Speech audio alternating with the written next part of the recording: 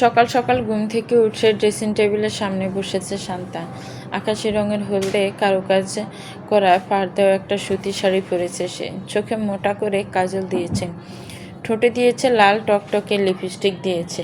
পরিপাটি হয়ে সিঁড়ি দিয়ে নামছে শান্তা। শুভ্রভাই তাকে বলেছিল আকাশি রঙে তাকে ভালো মানায়, তার আর এই শাড়িটাও গিফট করেছিল। শান্তা মনে মনে হাসে। সেদিন শুভ্রভাই ফোনে বলেছিল, আচ্ছা শান্ত, তোর কথাই হলো, আমি যেদিন বাড়ি আসবো সেদিন তুই আমাদের শাড়িটা পরিস। সেদিন শান্তা সবার সামনে কিছু না বললেও রুমে এসে প্রায় 1 ঘন্টা আনন্দে নেচেছিল। সে তো সেই ক্লাস 10 থেকে শুভ্রভাইকে পছন্দ করে, বাড়িতে থাকতে সবসময় তার আশেপাশে থাকতো।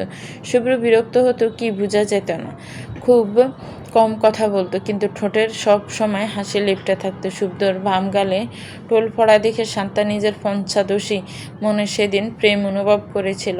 তারপর তা ধীরে গভীর থেকে গভীর হতে থাকে। 2 বছর আগে শুভ্রভাই যখন একেবারে ঢাকা চলে গেছিল, সেদিন রুমে বসে কি কান্নাটাই না কেঁদেছিল শান্তা। নিজের অতীত ভেবে একটু হাসলো, তারপর নিচে নেমে আসলো।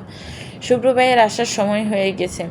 শুভ্র গাড়ি থেকে নেমে অরুকে কোলে নিয়ে সারার হাত ধরে বের হয়ে আনলো। বাড়ির সদর দরজায় সবাই দাঁড়িয়ে আছে তাদের জন্য। সবাই জানে সারার সাথে শুভ্রর নাম মাত্র বিয়ে, শুধুমাত্র অরুকে দেখার জন্য চুক্তির বিয়ে, কিন্তু শান্তা সেটা জানে না। যখন শুভ্রভাই বিয়ে করেছে, সাথে সাথে তার 2 বছরে দেখা সব স্বপ্ন খসে পড়ে গেল। খুব করে এলো। শুভ্র সারাকে সবার সাথে পরিচয় করিয়ে দিল। সারা আন্তরিকভাবে সবাইকে সালাম করলো। শুভ্র মা আনিতার সারাকে খুব মনে ধরে গেল। মেয়েটা সুন্দরী, বলা বৌমা হিসাবে মন্দ নয়, কিন্তু বয়সটা অল্প।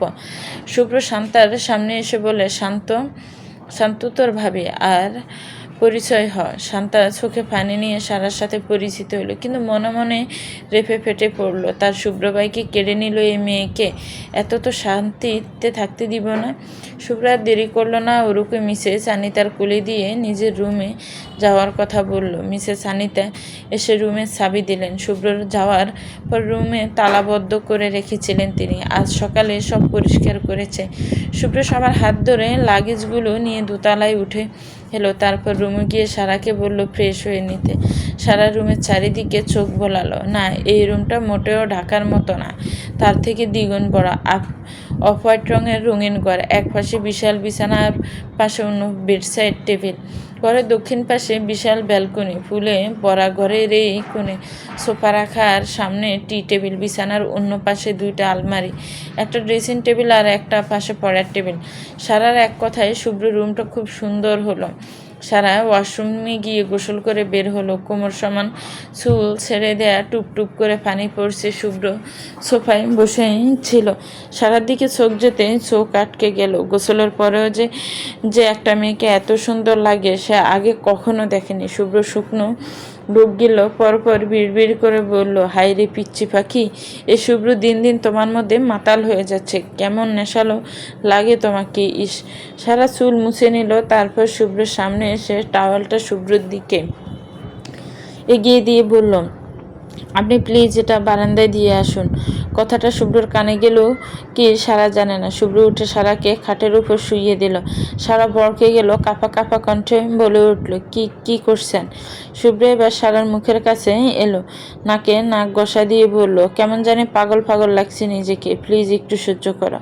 সারা কিছু বলতে যাবে তার আগে দরজায় কেউ কড়া নাড়ল। শুভ্র বিরক্তিতে চোখ মুখ কুচকালো। এমন টাইমে বিরক্ত করে বলার মতো না। সারাও লজ্জায় বারান্দায় চলে গেল, আর শুভ্র চলে গেল দরজা খুলতে মিসেস আনিতা রুমে প্রবেশ করলো, হাতে কয়েকটা সুতির শাড়ি। শুভ্র জিজ্ঞাসা করতে মিসেস আনিতা বলে ওঠে, নতুন বউদের শাড়ি পরতে হয়। শুভ্র এতে বেশ বিরক্ত। যে মেয়েকে এমনি দেখলেই তার দুনিয়া থমকে যায়, সে নাকি শাড়ি পরে থাকবে তার সামনে। শুভ্র তাই কাট গলায় বলে উঠল, আম্মু ও ছোট, আর তুমি জানো ওকে কেন এনেছি? ওর একটা পরিবার চাই, আর একটা কারণ তুমি জানো, তাই আমি চাই না এসব রিচুয়াল পালন করা হোক। আর একটা কথা শুনবো না আম্মু, মাফ করো। মিসেস আনিতা বুঝলো ছেলের কথা, তারপর বলল, কিন্তু তোর আব্বু কি মানবে? আব্বুকে বলেই বিয়েটা করেছি, যা আব্বুও জানে, তাই ও যেমন থাকতে চায় থাকুক, এসব শাড়িও সামলাতে পারবে না। মিসেস আনিতা কিছু বলল না, সে জানে তার ছেলে যা বলে তাই করে।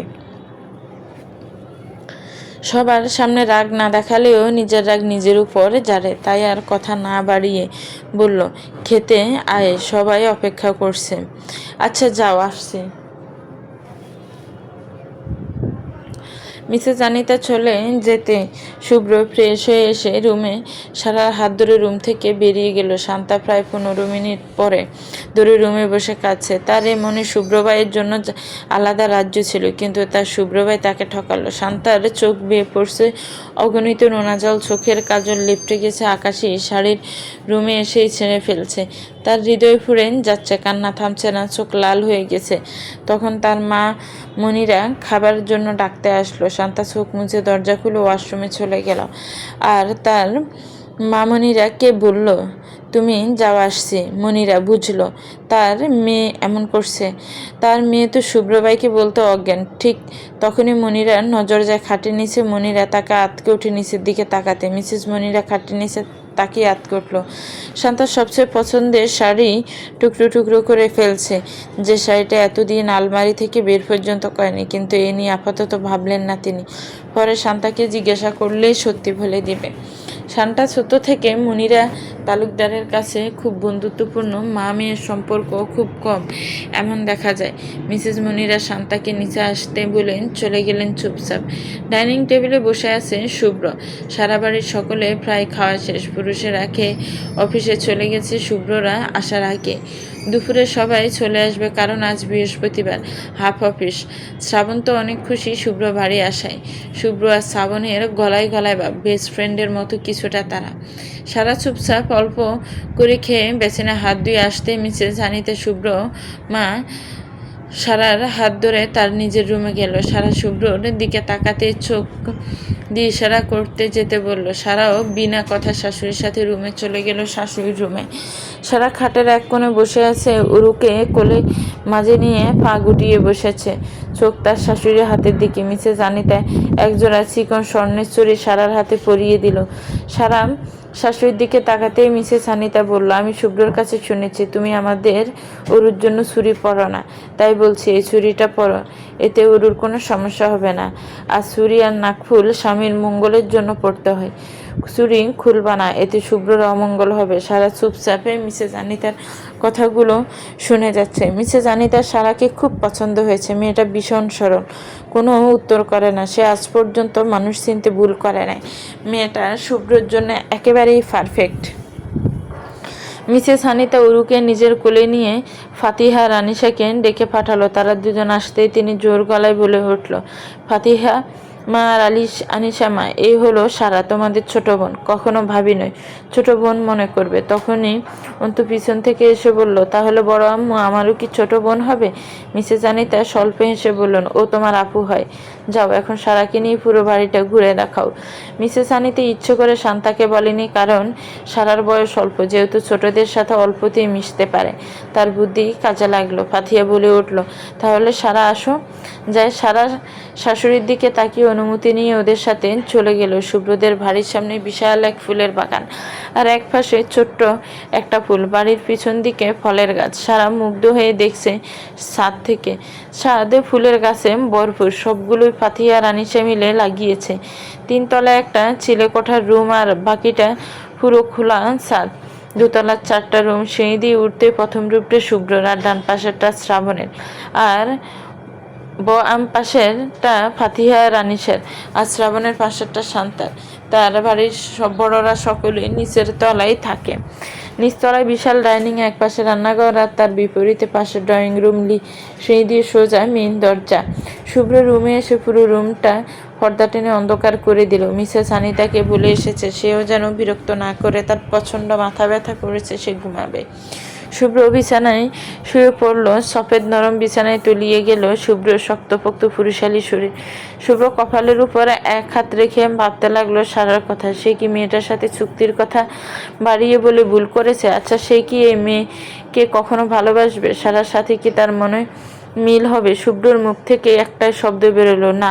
শুভ্র জানে না কোন প্রশ্নের উত্তর এটা, তবে সে ভেবে নিয়েছে সবগুলো উত্তরই। তারপর কথা না ভেবে এসির পাওয়ার কমিয়ে দিয়ে তলিয়ে গেল গভীর ঘুমে। ফাতিহা রানিসার সাথে সারা গভীর এক ভাব জমে গেল কিছুক্ষণের মধ্যে। আর অন্তু, সে তো সারাকে আপু আপু করে পাগল করে দিছে। আগে আগে সব জিনিস দেখাচ্ছে। সারাও খুব খুশি অন্তুর মতো একটা ছোট ভাই পেয়ে। সে আপু বলে ডাকছে। মামা বাড়ির সবাই তো তাকে নাম ধরে ডাকতো, আর মামি তো বেশিরভাগ পুরামুখী বলতো। ক্ষণিকে সারার মন খারাপ হয়ে গেল, তাও প্রকাশ পেল না বাইরে। ফাতিহা আনিসা মিলে সারাকে বাড়ির সামনে বাগানে নিয়ে গেল। সব কিছু ঘুরে দেখতে লাগলো সারা। ফাতিহা হঠাৎ বলে উঠল, সারা জানো, এই যে ফল গাছগুলো দেখছো সবগুলোই শ্রাবণ ভাইয়ের হাতের, নিজে পরিচর্যা করে।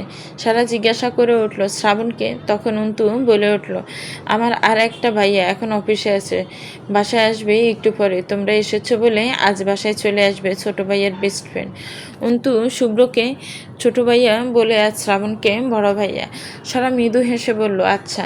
ফাতিহা রানিসা মিলে সুইমিং পুলে অনেকক্ষণ পা ভিজিয়ে রাখলো। সারাকে নিয়ে স্কুল, কলেজ, বন্ধুবান্ধব সব কিছু নিয়ে গল্প করলো।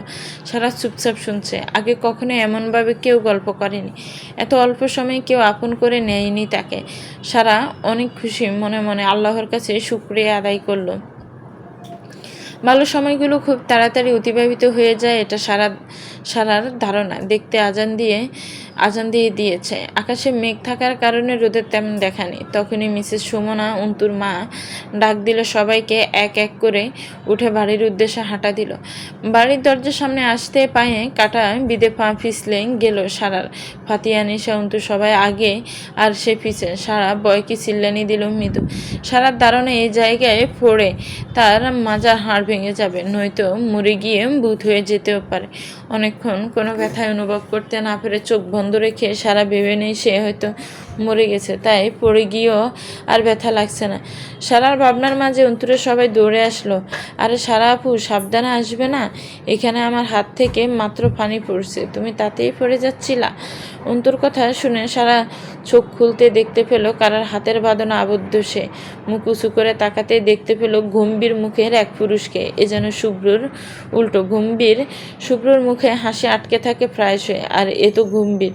সারার ভাবনার মাঝে ফাতিহা রানিসা এসে সারাকে দৌড়ল শ্রাবণ ভাইয়ের কাছ থেকে। তারপর ফাতিহা বলে, আরে ভাইয়া কখন এলে? শ্রাবণ মুখ গম্ভীর রেখে বলে উঠল, মাত্র এসেছে। এই মেয়েটাকে? ফাতিহা শান্ত স্বরে বলল, ও সারা, শুভ্র ভাই নিয়ে এসেছে। আর কিছু না বলে শ্রাবণের কাছ থেকে সারাকে নিয়ে বলল, সারা লাগেনি তো? চলো ভিতরে চলো। সারা এক পা বাড়াতে পায়ে ফুটে থাকা কাঁটাটা পুরো পায়ের ভিতর ঢুকে গেল। সারা চিটকে পড়ে গেল, ব্যথার জোরে কেঁদে উঠল। সবাই সারার পায়ের দিকে লক্ষ্য করতে সবাই আটকে উঠল। পা বেয়ে গড়িয়ে পড়ছে তরল রক্ত দেখে শ্রাবণ এক অদ্ভুত কাজ করে ফেলল। সে সারার দিকে এগিয়ে গিয়ে, নিস্তব্ধ দুপুর, সূর্যমামা মাঝ আকাশে। আনিসের রুমে বসে আছে সারা, পাশে অন্তু, মিসেস সুমনা আর ফাতেমাও আছে। পায়ে ব্যান্ডেজ করা, কাটা পায়ের বেশি ভিতরে যায়নি, তাই তাড়াতাড়ি সব সামলানো গিয়ে রক্ত বন্ধ করা গেছে। কিছুক্ষণ আগে সারার পড়ে থাকা শ্রাবণ এসে হুট করে সারাকে কোলে তুলে নেয়। সারা ভয়কে যায়, চোখ খিচে বন্ধ করে নেয়। শ্রাবণ সারার মুখের দিকে একবার তাকিয়ে পায়ের দিকে তাকায়, টপ টপ করে রক্ত পড়ছে। শ্রাবণ পিছনে তাকিয়ে ফাতিহাদের দিকে তাকিয়ে গম্ভীর কণ্ঠে বলে ওঠে, দাঁড়িয়ে না থেকে তাড়াতাড়ি ভিতরে এসো তোমরা। আমার রুম থেকে ফার্স্ট এড বক্স নিয়ে ড্রয়িং রুমে আসো। কিন্তু অন্তু কুইক, শ্রাবণ বলার সাথে সাথে অন্তু দৌড়ে ভিতরে চলে যায়। শ্রাবণ এবার ভিতরের দিকে যাওয়া শুরু করে। বাড়ির ভিতরে ঢুকতে প্রথমে মিসেস সুমনার চোখে পড়ে শ্রাবণের কোলে সারাকে দেখে আর পা দিয়ে রক্তের ফোঁটা পড়তে দেখে আতকে উঠে ছুটে আসেন শ্রাবণের দিকে। শ্রাবণ ততক্ষণে সারাকে সোফায় বসিয়ে দিয়েছে, কাটা ফাঁটা রেখেছে নিজের কোলের উপর। মিসেস সুমনার আওয়াজ শুনে রুম থেকে বেরিয়ে আসে মিসেস আনিতা। এসে তিনিও থতমত খেয়ে যান। এই অবস্থা দেখে অন্তু ফার্স্ট এড বক্স নিয়ে আসলে শ্রাবণ খুব সাবধানে পায়ে ফুটে থাকা কাটা বের করে স্যানিটাইজার লাগাতে থাকে। সারা মুখে হাসি, চোখে খিচে বন্ধ করে আছে, চোখের কোণ দিয়ে গড়িয়ে পড়ছে নোনা জল। সে নিজের কষ্ট সবার সামনে প্রকাশ করতে পারে না। সবাই সারার দিকে তাকিয়ে অবাক, মেয়েটার অনুভূতি বোঝা যাচ্ছে না। সবার ভাবনার মাঝে দোতলার করিডোর থেকে বেশি এলো শুভ্রর কণ্ঠস্বর। কি হয়েছে? সবাই ওখানে কি করছো? বলেই শুভ্র ট্রাউজারের পকেটে এক হাতে ফুরে সিঁড়ি বেয়ে নামতে থাকে। শুভ্রর কণ্ঠস্বর পেয়ে সবাই তার দিকে তাকায়। সাদা টি শার্ট আর কালো ট্রাউজার পরা শুভ্রকে দেখে সারার মনে হলো আজ প্রথম দেখছে তাকে। শুভ্র এগিয়ে এলো সোফার পাশে। সামনে তাকাতেই দেখতে পায় শ্রাবণ মুখ গম্ভীর করে সারার ফাঁ কোলে নিয়ে ব্যান্ডেজ করছে। শুভ্র কিছু বুঝে উঠতে পারল না। মুহূর্তে তার সব জ্ঞান শূন্য হয়ে গেল। মিসেস আনিতাকে জিজ্ঞেস করতে সব খুলে বলল। শুভ্রর মনটা কিঞ্চিত খারাপ হয়ে গেল। মনে মনে নিজেকে দোষারোপ করতে লাগলো। সে একটু ঘুমিয়েছে আর এই মেয়ে একটা বিপদ বাঁধিয়ে ফেলছে। শুভ্র সারাকে ডাক্তারের কাছে নিতে চাইলে শ্রাবণ কিছুটা গম্ভীর কণ্ঠেই বলে ওঠে, সে এখন বিপদমুক্ত, ইনফেকশন হবে না, ডাক্তারের প্রয়োজন নেই। বাড়িতে এত মানুষ থাকতে নতুন অতিথিকে ইনজুরি হতে হলো, কারোর চোখে পড়ে নাই। ওইখানে কাটা আছে। আর শুভ্র তো আমি ভুলেই গেছে, ওর কথা কি বলবো।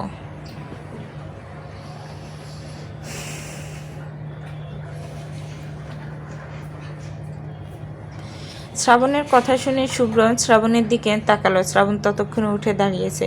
শুভ্র গিয়েই শ্রাবণকে জড়িয়ে ধরল। শ্রাবণ হয়তো হাসলো, তবে মনের গম্ভীর মুখে তা প্রকাশ পেল না। শ্রাবণ, বিশ্বাস কর, আসার পর থেকে তোরে বেশি মিস করছি। হয়েছে, তোর ড্রামা বন্ধ কর। এতক্ষণে আমার কথা মনে পড়েছে? তো কখন আসলি? শ্রাবণ কিছু বলল না, শুধু বলল, ফ্রেশ হয়ে আসি, তুই রেডি হ, একটু বাইরে যাব।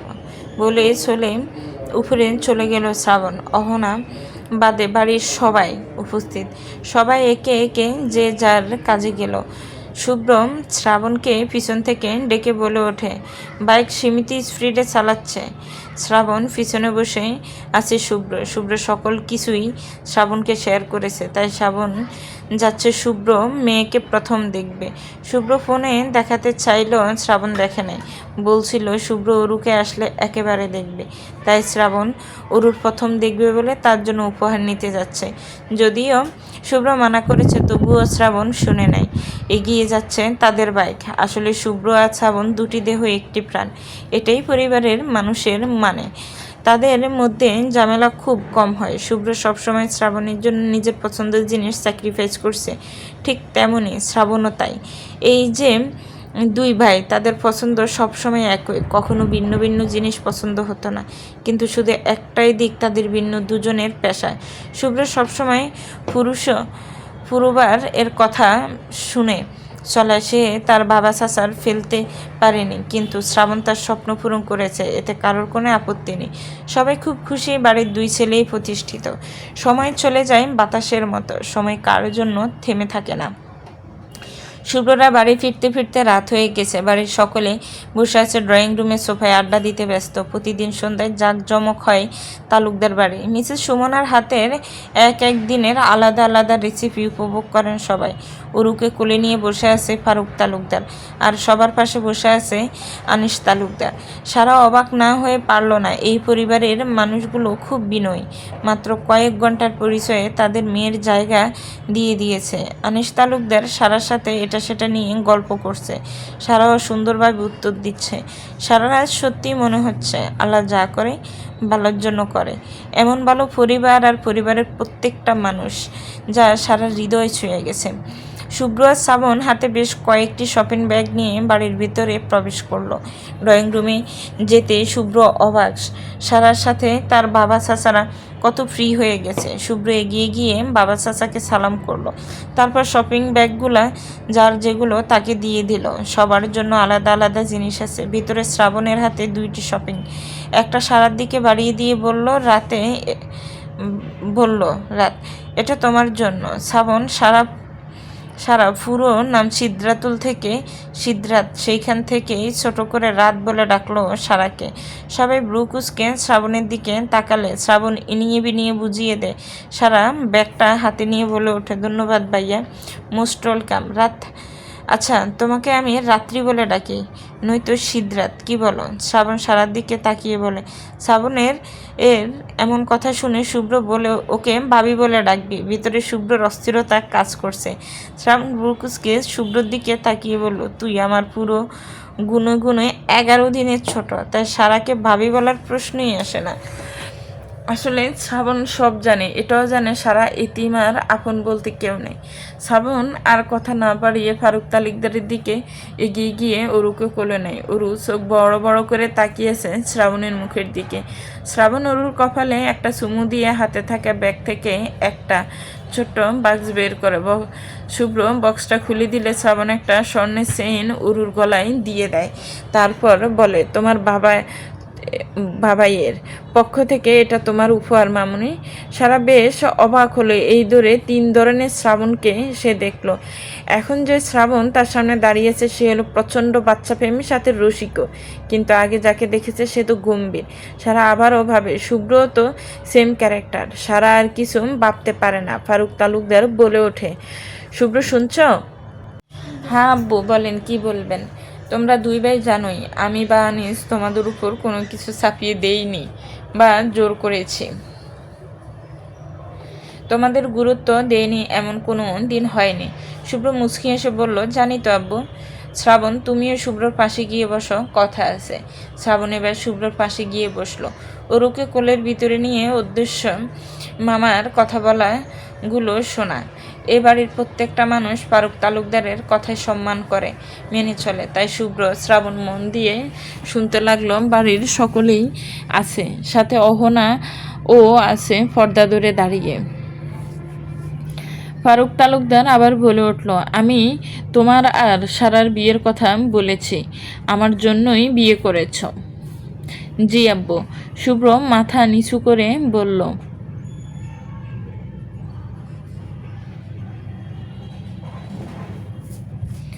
সারা মেয়েটা আমাদের আনিশার থেকেও ছোট শুনলাম, ক্লাস 9-এ পড়তো। আমি চাই ওকে স্কুলে ভর্তি করা হোক। আমি একটা মেয়ের বাবা হয়ে চাইব না এই অল্প বয়সে একটা মেয়ের জীবন নষ্ট হোক। ফারুক তালুকদার গম্ভীর কণ্ঠে মিসেস সুমনার উদ্দেশ্যে বললেন, সুমনা, মেয়েদের ঘরে নিয়ে রেখে এসো, এখানে বড় গুরুত্বপূর্ণ কথা হবে, ওদের এখানে থাকা যাবে না। ফারুক তালুকদারের কথা শুনে মিসেস সুমনা এক মুহূর্ত দেরি না করে সবাইকে নিয়ে দোতলায় চলে গেলেন। এখানে উপস্থিত আছে ফারুক তালুকদার, আনিস তালুকদার, শ্রাবণ, শুভ্র, মনিরা আর বারুদ 2 কর্তী আনিতা ও সুমনা। সুমনা সবাইকে উপরে দিয়েই নিচে চলে এসেছে। ফারুক তালুকদার সবাইকে বসতে বললেন। সবার মাঝে বেশ খানিকক্ষণ নীরবতা চলল। নীরবতা ভেঙে শুভ্র বলে উঠল, আব্বু, সবাই এখানে আছে, এবার বলেন কি বলবেন। ফারুক তালুকদার গম্ভীর কণ্ঠে বললেন, তুমি কি বিজি? না আব্বু।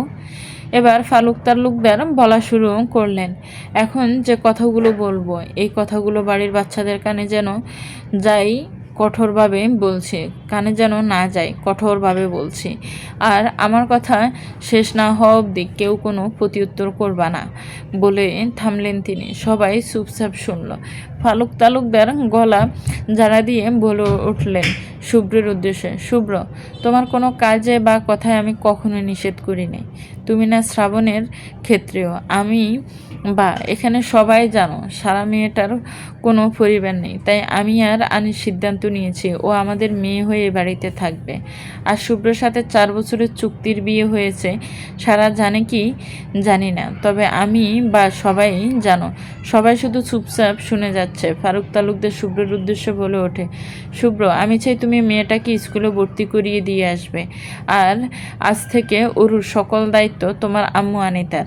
সারা মেয়েটাকে কোনো চাপ দিবা না। আমি চাই ও পড়াশোনা করুক, নিজের একটা পরিচয় গড়ুক। আর ও আজ থেকে ফাতিহার আনিশার সাথে থাকবে একই রুমে।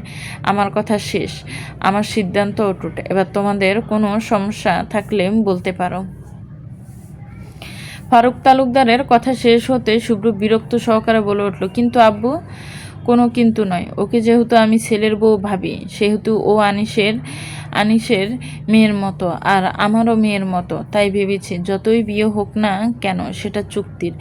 আর ও এখনও 18 বছর হয়নি। আমি এই বিষয়ে আর কোনো কথা শুনতে চাই না। সারার 18 বছর হলে আমি আবার বিয়ের কথা ভেবে দেখব, ততদিন ওর থেকে দূরে থাকবা, বলেই উঠে চলে যায় ফারুক তালুকদার। শুভ্র বিরক্তিতে চোখ মুখ কুঁচকে নেয়। তার এখন অসহ্য লাগছে। কিছু না বলে গটগট করে উপরে নিজের রুমে চলে গেল। যে যার কাজে চলে গেল। শুধু বসে রইল শ্রাবণ অরুকে কোলে নিয়ে। শ্রাবণের ঠোঁটে খেলে যায় এক রহস্যময় হাসি। সে শুভ্র যাওয়ার দিকে তাকিয়ে বিড়বিড় করে বলে, নবদিগন্তের সূচনা হয়েছে ধরণীতে, তবে আজকের সূচনা বেশ অন্যরকম। শীতের শুরু, চারিদিকে কুয়াশা আচ্ছন্ন। কাছের জানালা বেয়ে গড়িয়ে পড়ছে শিশিরের বিন্দু বিন্দু পানি। ভেসে আসছে বাড়ির সকলের কথা বলার আওয়াজ। সারা আড়মোড়া খেয়ে চোখ মেলে তাকালো। বালিশের নিচে হাতড়ে নিজের অ্যান্ড্রয়েড মোবাইলটা নিল। ফোনের স্ক্রিন চালু করতে ভেসে উঠল তার আর শুভ্রর একে অপরের দিকে তাকিয়ে থাকার এক সুন্দর দৃশ্য। এটা তো সারাকে স্কুলে ভর্তি করানোর দিন ফাতিয়ে লুকিয়ে তুলেছিল। সারা মুচকি হাসলো। তার ছোট্ট মনে শুভ্র নামের মানুষের প্রতি ভরপুর রাজত্ব চলে। সময় বহমান, ঠিক নদীর উতলা স্রোতের মতো। নদীর স্রোত যেমন আমরা আটকে রাখতে পারি না, ঠিক তেমনি সময়ও কোনোভাবে আটকে রাখা যায় না।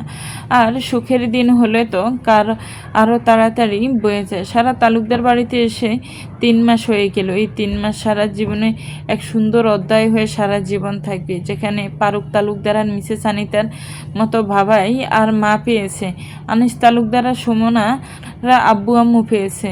মনিরার মতো ফুফু পেয়েছে। অন্তু শ্রাবণের মতো 2টো ভাই পেয়েছে। আর সবশেষে ফাতিহা আর আনিসের মতো 2টো বেস্ট ফ্রেন্ডের মতো বোন পেয়েছে। এবারে সকলে সারার সাথে ভালোভাবে কথা বললেও শান্তা সারাকে দু চোখে সহ্য করতে পারে না। আর সারা তো শুভ্রকে আর অরুকে নিজের কাছেই পায় না। তবুও সারা অনেক খুশি। সারা তার কোমর সমান চুলগুলো হাতে খোপা করে ফ্রেশ হয়ে দরজা খুলে সিঁড়ি দিয়ে নামতে থাকলো। চোখে ঘুম ভরপুর ঘুরে দিকে তাকিয়ে দেখলো সকাল 9টা। আজ শুক্রবার হয় সবাই বাড়িতে। সারাকে সিঁড়ি দিয়ে নামতে দেখে সোফায় বসে থাকা ফারুক তালুকদার বলে উঠল, গুড মর্নিং মামুনি, ঘুম ভেঙেছে? জি বাবাই। সারা ফারুক তালুকদারের দিকে তাকিয়ে সিঁড়ি বেয়ে নামতে নামতে বলে। ঠিক তখনই শান্তা সিঁড়ি দিয়ে নামতে যায় আর সারার গাউনে চাপ ধরে পা দিয়ে ফলে সারা এক পায়ে এগোতে উপর হয়ে পড়ে যায় নিচে। ঘটনার আচমকীয়তায় সারা কিছু বুঝে উঠতে পারে না। শ্রাবণ এসে সারাকে ধরে তুলে দাঁড় করায়। সারার বেশি লাগে নি, 2 সিঁড়ির পর থেকে পড়লে কারোই লাগে না। শান্তায় একটা ডেভিল হাসি দেয় মনে মনে। তারপর বলে ওঠে, সারা দেখে হাঁটতে পারাও, আমি পড়ে যেতাম তোমার জন্য। শান্তার কথা শুনে শ্রাবণ একটা ধমক দেয় শান্তাকে। তারপর সারাকে নিয়ে টেবিলে চলে যায়। সারা শ্রাবণকে নিজের বড় ভাই মনে করে। কখন কি লাগবে না লাগবে, কখন কি প্রয়োজন বাড়ির কেউ না বুঝলেও শ্রাবণ বুঝে যায়। সারা মনে মনে ভাবে, প্রথমে শ্রাবণ ভাইকে রাগী মনে হলেও মনটা অনেক ভালো। শ্রাবণ ও সারাকে সবসময় প্রোটেক্ট করে। শুভ্র সারার থেকে দূরত্ব বজায় রাখে, কারণ সেও বুঝতে পেরেছে সারার বয়স তার তুলনায় অনেক কম। আর শুভ্র কারোর কথা অমান্য করে না বলে সারা থেকে দূরত্ব বজায় রেখে চলে। সকালের ব্রেকফাস্ট শেষে সবাই চা খেতে বসেছে। যদিও সারা খায় না, তবুও সোফায় সবার সাথে বসেছে।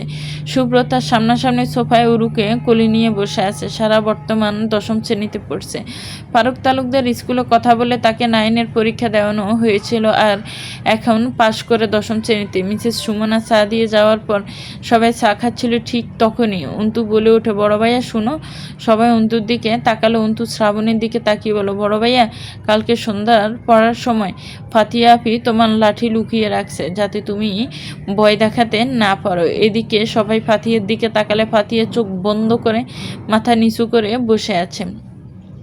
শ্রাবণ গম্ভীর কণ্ঠে ফাতিহার দিকে তাকিয়ে বলে ওঠে, ফাতু, এগুলো কি সত্যি?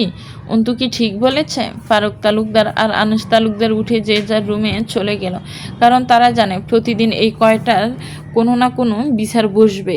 তাই মাথা না গামিয়ে ঘরে চলে গেল তারা। এদিকে ফাতিহা কটমট করে অন্তুর দিকে তাকিয়ে আছে। শ্রাবণ ধমকে উঠে বলল, যা বই নিয়ে বস, আমি এসে পড়া ধরব, না হলেও ওই লাঠি আজ তোর পিঠে ভাঙবো।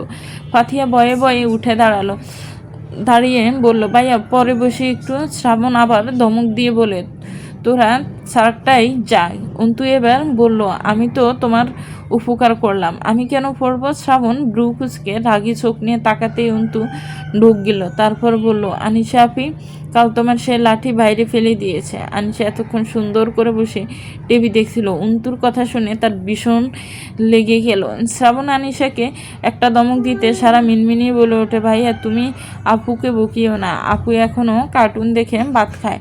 সারার কথা শুনে সবাই হেসে ফেলে। এদিকে আনিশার পারছে, জানে আজ শ্রাবণ ভাই চারটা একটারও ছাড়বে না। প্রতিদিন অফিস থেকে বাড়ি এসে সন্ধ্যায় সবাই বই নিয়ে বসানো শ্রাবণের কাজ, কারণ তাকে ছাড়া কাউকে ভয় পায় না এই চারজনের একটা। শ্রাবণ সারার দিকে তাকিয়ে গম্ভীর কণ্ঠে বলে, কি কি করছিলে সব বলো, নয়তো একটা মায়েরও বাইরে পড়বে না, তোমাদের সব কয়টারে ফিটাবো সকাল সকাল। সারার এখন মাটি ফেড়ে পাতালে চলে যেতে ইচ্ছে করেছে। সামনে শুভ্র বসে ওরুকে কোলে নিয়ে মোবাইল দেখছে। সারার ভাবনার মাঝে শ্রাবণ আর এক দমক দেয়, কি হলো?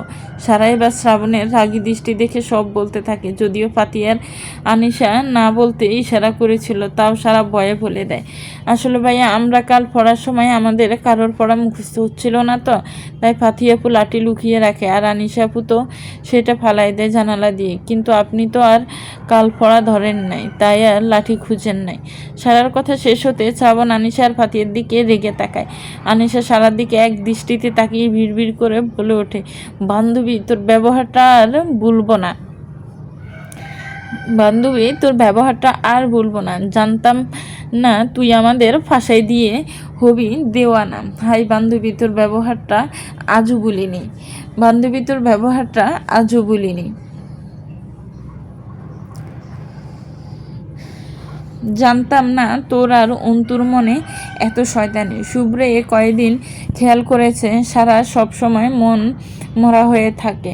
আগের মতো হাসি খুশি মেয়েটাই এই কদিনে হঠাৎ চুপচাপ হয়ে গেছে, যা সবার চোখে পড়েছে। কেউ এর কারণ জিজ্ঞাসা করলেও সারার একটাই উত্তর, কিছুই হয়নি, এমনিতেই এমন মনে হচ্ছে। শুভ্র দুদিনের জন্য ঢাকা গেছিল, এসে এসে দেখে সারা আরও বেশি মনমরা হয়ে গেছে। এদিকে শুভ্র এক তিল পরিমাণ স্বস্তি পাচ্ছে না, নিজের প্রতি নিজেই বিরক্ত, কিছুই বুঝতে পারছে না। শুভ্র অনেকবার সারার কাছে জিজ্ঞাসা করতে গেছে, এতে সারা প্রচণ্ড রেগে গেছে শুভ্রর উপর। এইটা খুব চিন্তিত শুভ্র নিজের রুমে রকিং চেয়ারে বসে দুলছে, দুই আঙ্গুল ভাঁজ করে কপালে দেওয়া।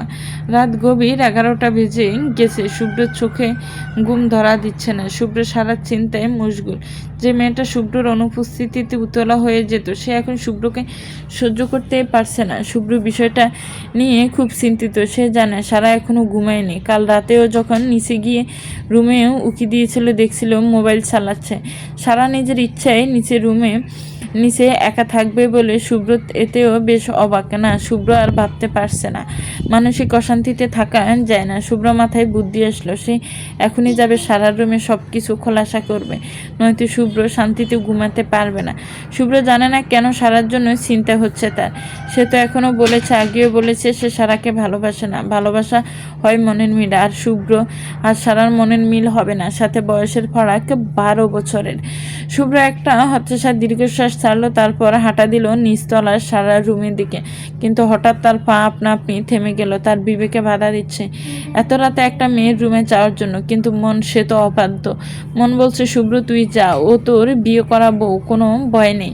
শুভ্র নিজের মনের কথাই শুনলো। এক নিঃশ্বাসে সারার রুমের দিকে সামনে এসে দাঁড়ালো, তারপর নীরবে কয়েকটা শ্বাস নিল। হাতের আঙ্গুল দিয়ে দরজা আস্তে করে ধাক্কা দিল। ছাপানো দরজা সাথে সাথে খুলে গেল। শুভ্র আস্তে করে ঘরে ঢুকে গেল। সারার রুম ছোট, সবুজ ড্রিম লাইটের আলো আলোকিত। একটা আলমারি, একটা বিছানা আর পড়ার টেবিল বাদে রুমে কিছুই নেই। শুভ্র রুমে ঢুকে বিছানার দিকে তাকালো না। বিছানায় বালিশ ছাড়া কিছুই নেই। শুভ্র ভাবলো ওয়াশরুমে, তাই অপেক্ষা করলো, কিন্তু যখন দেখলো তাও নেই তখন শুভ্রর কপাল কুঁচকে আসলো। কি মনে করে বারান্দার দিকে গিয়ে দেখলো সারা আপন মনে মেঘে ঢাকা আকাশের দিকে তাকিয়ে কনকনে শীতের হিমশীতল বাতাসের মধ্যে কোনো শীতের পোশাক ছাড়াই চকচকে রূপালী ছাদের দিকে তাকিয়ে আছে। শুভ্র কিছুটা এগুতে শুনতে পেল সারার কণ্ঠে গুনগুন। শুভ্র কপাল কুঁচকালো। সারা ঠিক এক হাত পিছনে গিয়ে বুকে হাত বেঁধে দাঁড়ালো। সারা শুভ্রর উপস্থিতি বুঝতে পারল না। আপন মনে চাঁদের দিকে তাকিয়ে আছে তো আছে। শুভ্র সারার ঘাড়ে হাত দিতে সারা ভয়কে পিছনে ঘুরে দাঁড়ালো। শুভ্রকে দেখেই চোখের পানি হাতের তালু দিয়ে মুছে নিল, তারপর চোখ মুখ শক্ত করে নিল সাথে সাথে। শুভ্র অবাক হয়ে তাকিয়েছে সারার দিকে। 2 দিনেই কেমন অগোছালো লাগছে সারাকে। সারা শুভ্রর দিকে রাগী দৃষ্টিতে তাকিয়ে বলে ওঠে, কেন এসেছেন এখানে? আর বলতে পারে না সারা। তার আগে শুভ্র নিজের এক হাত দিয়ে সারার মুখে চেপে ধরে কোলে তুলে নেয়। সারা ছুটার জন্য মরিয়া হয়ে ওঠে। শুভ্র রুম থেকে বেরিয়ে দরজা চাপিয়ে দিয়ে সিঁড়ি উঠতে থাকে সারাকে কোলে নিয়ে। সারা শুভ্রর সাথে পারছে না। শুভ্রের কাছে সে নিতান্তই বাচ্চা। কয়েক সিঁড়ি উঠতে সারা শুভ্রর যে হাত দিয়ে মুখ চেপে ধরেছে সেই হাত কামড়ে ধরে। শুভ্র দাঁড়িয়ে যায়, লম্বা একটা দম নিয়ে ব্যথা হজম করে নেয়।